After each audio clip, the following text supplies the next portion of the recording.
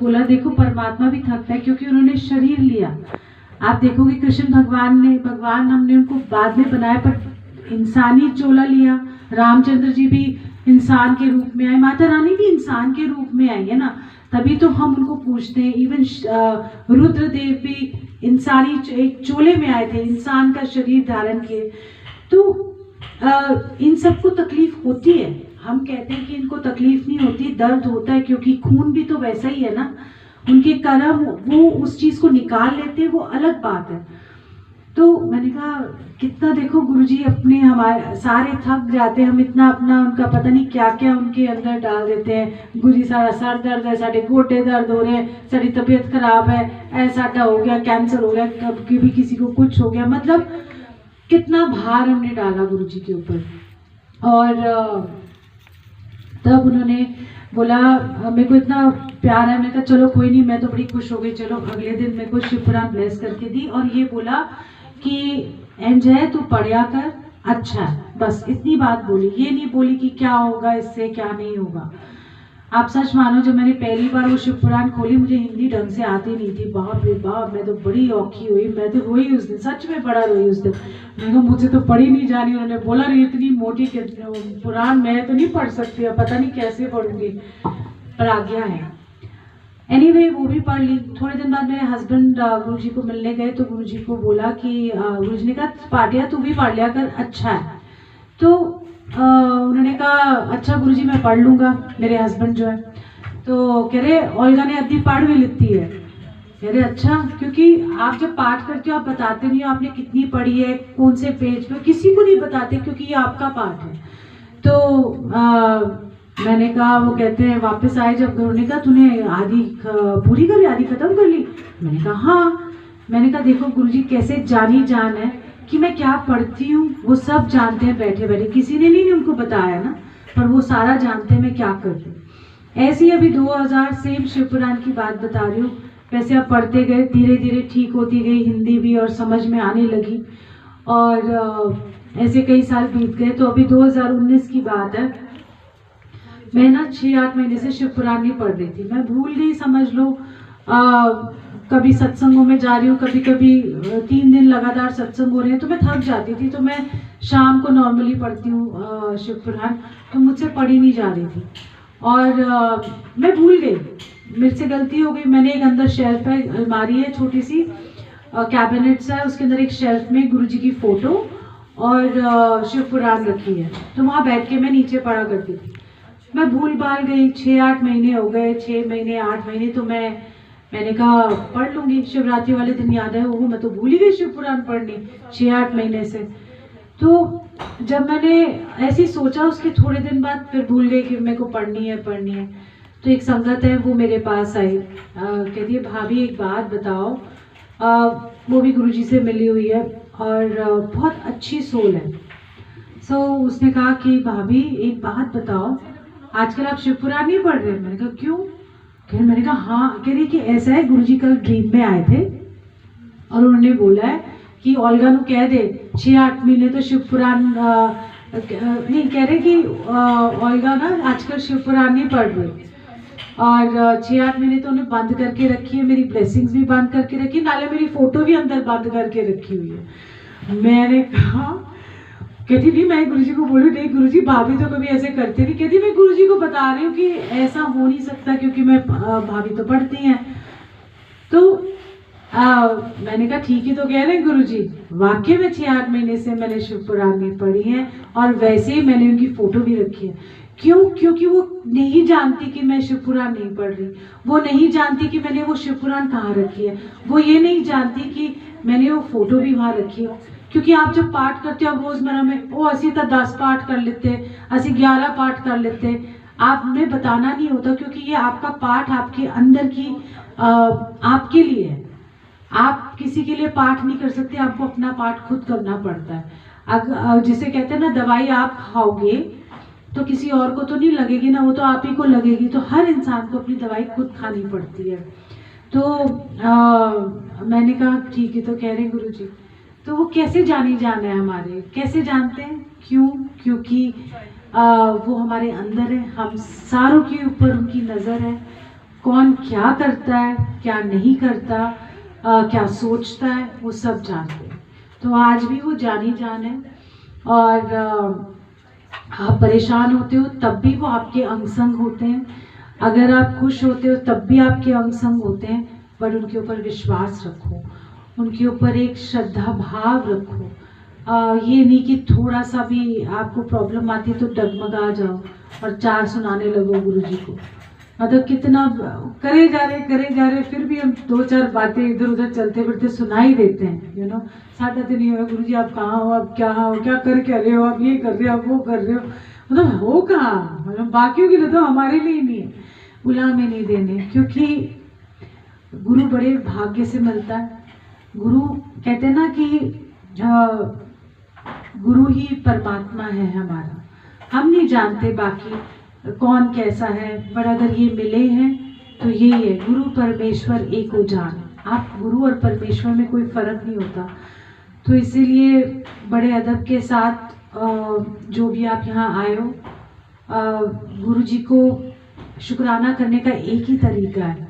वो क्या तरीका है आपका, कि आपने बदलना है अपने आप को अंदर से।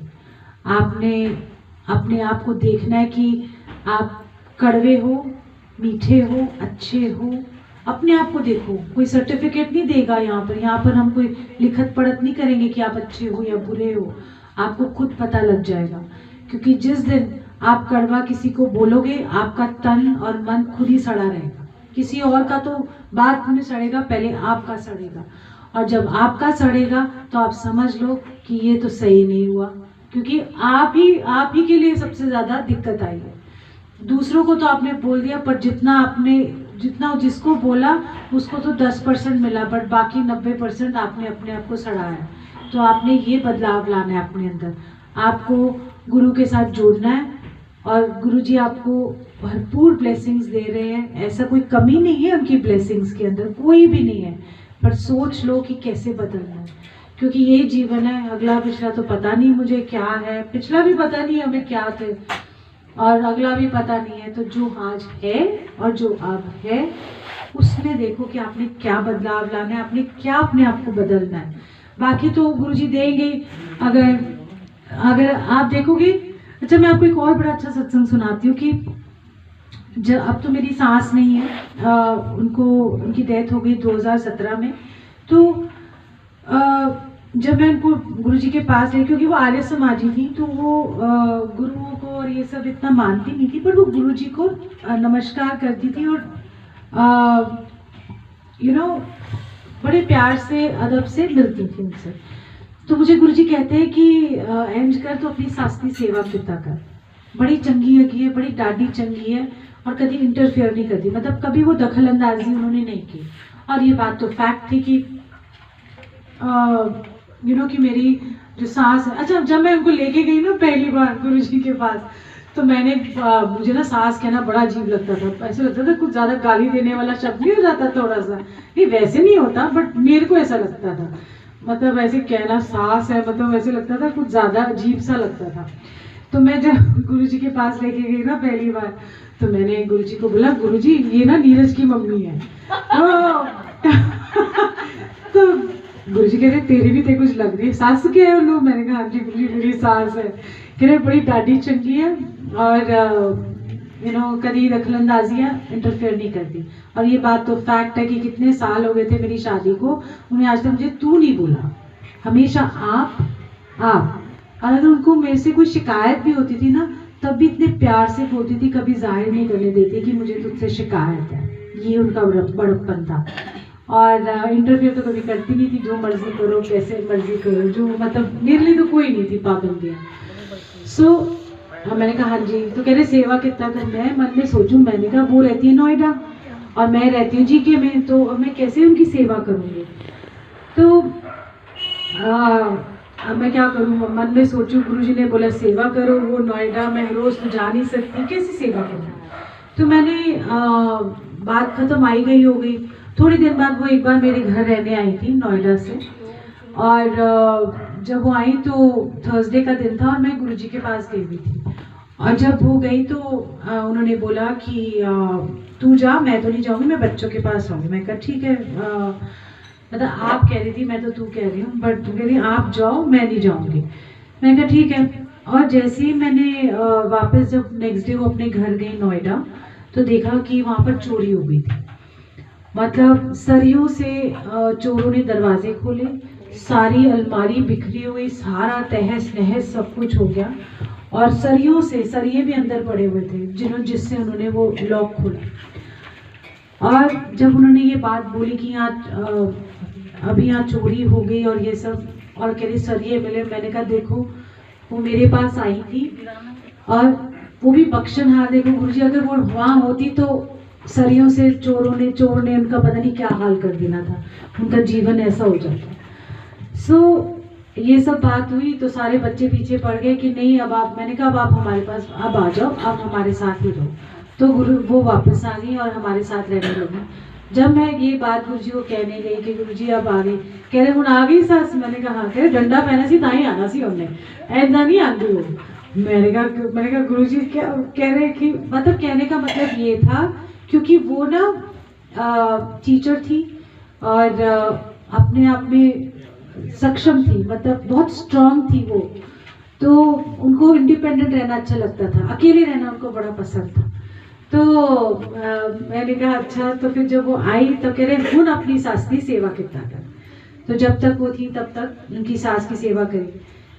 इसका भी एक और सत्संग सुनाती हूँ कि क्योंकि मैं ना डॉक्टरों के मामले में बड़ी नासमझ हूँ। तो जब मेरे मदर इन लॉ बीमार हुई, एक बार उनको ब्रेन स्ट्रोक हुआ, तो मुझे ना डॉक्टर्स का पता नहीं था कि कौन से डॉक्टर है, क्या करना है। तो एक फ़ोन आता है मुझे, जैसे हम दरबार में सेवा कर रहे थे ना फर्स्ट फ्राइडे की, तो अशलोक हॉस्पिटल से फ़ोन आता है कि ऐसा है प्रेमलता भाटिया की रिपोर्ट्स हैं, आप ये ले जाओ। मैंने कहा हम तो कहीं नहीं, हमने तो कोई टेस्ट ही नहीं कराया, आपको बोलेगा। कहते नहीं कोई आदमी आया है, वो कह रहा है प्रेमलता भाटिया की रिपोर्ट्स तो कराओ। मैंने कहा मुझे नहीं पता ये क्या बात कर रहे हैं। आई गई बात रही, वेडनेसडे की बात है।